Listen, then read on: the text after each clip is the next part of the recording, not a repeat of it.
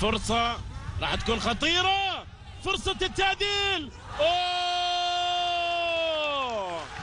ركلة جزاء يشير إليها حكم المباراة للزمالك، وبطاقة صفراء على حارس المرمى عمر وائل. نشوف الإعادة، هذه الإعادة انطلاقة كانت صح، وقرار حكم المباراة أعتقد بأنه كان سليم، لأن نعم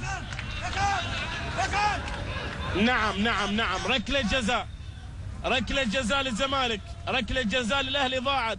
يرجع الزملكاوية في هذه الكرة، نشاهد ونتابع.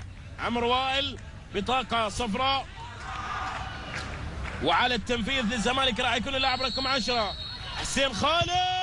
حطها، عدل النتيجة حسين. الزمالك يعدل في هذه اللحظات.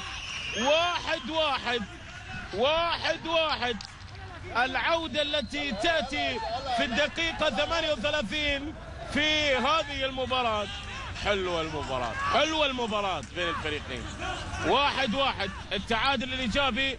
شوف هذه الكرة واللي احتسم طبعا على أثرها ركلة جزاء، وهنا العودة التي أتت بشكل أكثر من رائع من اللاعب رقم 10 حسين خالد، اللي تمكن من أن يعدل. يا الله.